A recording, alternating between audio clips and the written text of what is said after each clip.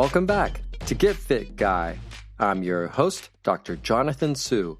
Every week, I'll share science-backed tips to help you get fit, stay fit, and optimize performance. Ask anyone to describe the characteristics of someone who they believe is fit, and most people will describe a person with toned muscles, a slim figure, and/or someone who can achieve a certain level of physical performance. But being fit is more than just about your physique, how swiftly you can run a mile, or how much weight you can lift. I've worked with hundreds of people who are super fit and incredibly athletic, but they suffer daily from stiffness, movement limitations, and pain. What almost all of these people were missing is a preventative maintenance program to help keep their bodies functioning optimally. Preventative maintenance is one of the most important, yet one of the most overlooked components of any fitness routine. Just as periodic tune-ups for your car will help keep it running smoothly, weekly preventative maintenance for your body will help you feel and perform your best. But interestingly, it's been my observation that most of us take better care of our cars than our bodies.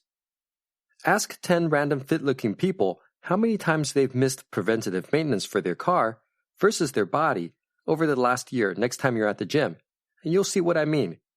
My bet is that most people don't have a clear concept of what preventative maintenance for their body means, let alone that it's even needed. Don't worry if this is the case for you, because the concept is simple, and you probably already have some elements of a preventative maintenance program, such as stretching and foam rolling, as part of your fitness routine. Stay tuned to find out why preventative maintenance is needed and the simple elements that go into a preventative maintenance program.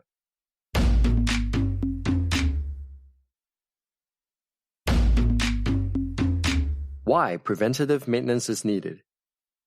Most people know that exercise is great for the body, but what most people may not realize is that exercise can also create problems for the body without a preventative maintenance program. The types of problems I'm talking about are ones that build up over time and happen so gradually that most people aren't even aware of them until they become a big enough problem to require the help of a physical therapist, such as myself. These problems come in 3 different flavors, and the good news is that they're avoidable with a preventative maintenance program. The first problem is the overuse of specific muscles, which can cause the muscles in question to become short and tight.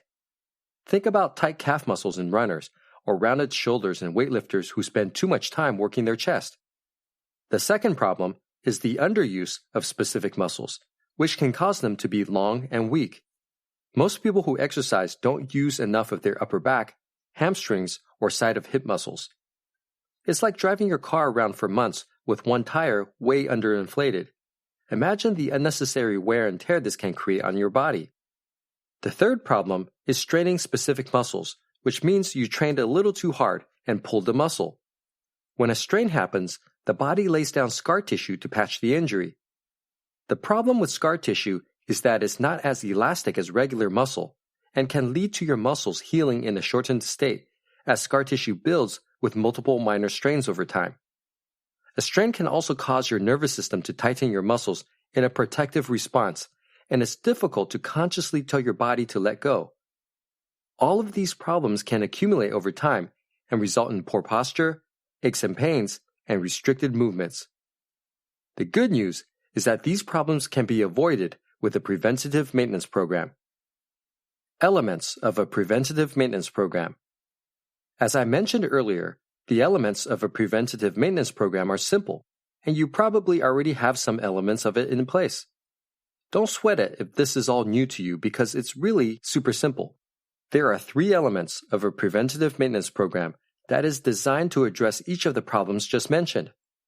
The 3 elements are stretching, strengthening, and soft tissue work, such as foam rolling.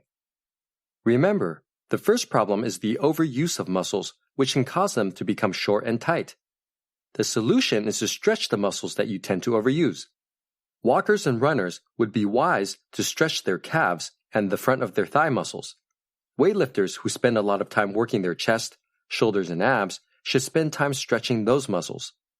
All it takes is 30 to 60 seconds of holding each muscle in an elongated position at the end of your workout for stretching to be effective. The second problem is the underuse of specific muscles, which can cause them to be long and weak. The solution is to strengthen the muscles that you tend to underuse. Walkers and runners are surprised at how quickly knee pain goes away and how much better they can perform with a few simple strengthening exercises for their hamstrings and side of hip muscles. Check out the episode 3 Pre-Run Exercises to Prevent Injuries and Boost Performance for detailed exercise instructions. Weightlifters who emphasize their chest and shoulders at the gym should consider balancing it out with rear delt and upper back muscles. Check out the episode Why You Should Work Your Rear Delts and Why You Need to Build a Strong Upper Back for more information. The third problem is the strain of specific muscles, which is common from time to time if you push yourself during exercise. The solution is soft tissue work, which you can accomplish with a foam roller or a rolling pin. Soft tissue work can help break up scar tissue and help your nervous system reduce its protective response on problematic muscles, which can make the muscles more supple. Try spending 30 to 60 seconds working on each muscle at the end of your workout. These are usually the same muscles that are overused and therefore also need stretching. From my experience, it's usually more effective to perform soft tissue work on the muscles before stretching. Check out the thigh roll and shake technique from the episode 3 Exercises to Help with Knee Pain for instructions on how to use a rolling pin to perform soft tissue work. The rolling pin technique is the same for other muscles of your limbs, and I suggest using a foam roller for muscles of your trunk. With an understanding of why preventative maintenance is needed, and the 3 simple elements that go into a preventative maintenance program, you have all the tools you need to be able to move and feel your best. You can find links to all of the episodes I mentioned in the show notes of today's episode, or you can search for the titles in your podcast app. If you have a question you want me to answer on the show, email me at getfitguy@quickanddirtytips.com or leave me a voicemail at 510-353-3104. Get Fit Guy is a Quick and Dirty Tips podcast. It's audio engineered by Nathan Sims, with script editing by Adam Cecil. Our podcast and advertising operations specialist is Morgan Christensen. Our digital operations specialist is Holly Hutchings. Our marketing and publicity assistant is Davina Tomlin, and our intern is Brendan Pica. Follow Get Fit Guy on Apple Podcasts, Spotify, or wherever you listen to podcasts. If you have a question you'd like me to answer, you can email me at getfitguy@quickanddirtytips.com. You can also leave me a message at 510-353-3104. Be sure to tell me if it's okay to use your voice on the show. That's all for this episode. Thanks for listening.